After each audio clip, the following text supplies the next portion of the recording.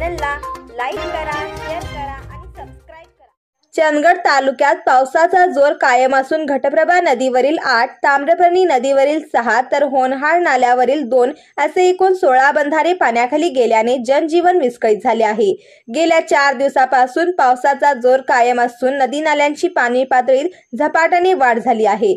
घटप्रभा धरणातून 7534 क्युसेक सांडावा विसर्ग सुरू आहे। त्यामुळे हिंडगाव, कानडी, सावर्डे, बिजूर, अडकूर, तारेवाडी, कानडेवाडी, भोगोली, पेळणी बंधारे पाण्याखाली गेले आहेत। जांभरे धरणातून 603 क्युसेक सांडावा विसर्ग सुरू आहे। यामुळे कुर्तनवाडी, चंदगड, कोकरे, हल्लारवाडी, मानगाव, कोवाड तर जंगमहट्टी धरणातील विसर्गामुळे जंगमहट्टी व ढोलगरवाडी बंधारे पाण्याखाली गेले आहेत।